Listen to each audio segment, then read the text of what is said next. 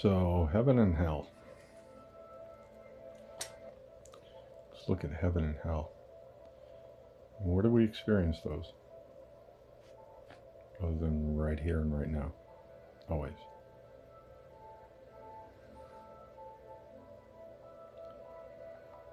For some people, it takes a lifetime to realize that the battle that's been raging out in the world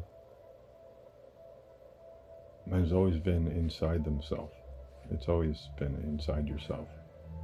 And it's always been with you. Just you. Just like mine has been with me. The beauty that we get to have this sense of separation it's a beautiful thing. And it is very powerful. But it is kind of an illusion. Some people have kind of gone off the deep end with that and couldn't kind of grasp it. It's not to say that you don't exist or I don't exist, because clearly we have scars, we have tattoos, we have, little blemishes on our skin and things of that nature. So it's not like we're not actually having a physical experience as well. But even the physicists can tell you that when you get down to it, all that stuff is still, it's in flux. And it depends on what we're focusing on, what we're doing with our minds, with our heart, with our other sense organs, with our chakras, with this entirely masterfully designed thing that we have as a body.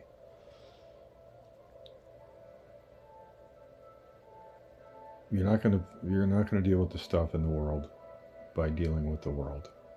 The only way you're going to be able to deal with that is just to bring a better you to the table. Sometimes it requires just opting out of engaging it. Discussion, social media it's kind of a trap because it keeps you engaged, and it keeps you caught in that game theory. That's why a lot of people are talking about, there are non-player characters, and it's all a whatever. You know what I'm talking about. You just look at the trends. The battle between good and evil is in your nervous system, and it's what you do with your mind and your heart, and that electric thought process, and that magnetic emotive process, and how you work those two things together and bring them to heal and keep them in check so that you're not caught up feeding empires. It is that simple. It's always been that simple. You can read about that same kind of stuff in the Tao Te Ching. You can read about it in the Upanishads. You can read about it in the Bible. You can read about it in the Bhagavad Gita. They all point to the same thing. These words that are coming out of my mouth, they're incomplete because you cannot fully grasp the full nature of the infinite. The best thing you can do is be a guidepost for it and master those things yourself. That's all you can do.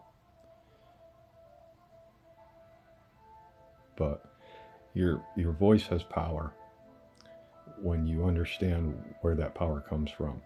And it doesn't come from us, it comes through us when we become a clear channel for it.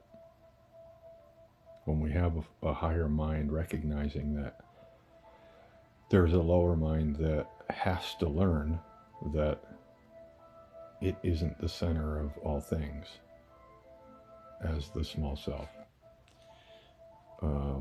I may have said too much. I honestly don't care. I think I've said enough to give you some food for thought. I wish you well. I'm anticipating a rather uneventful coming together and rising above all this stuff peacefully with love.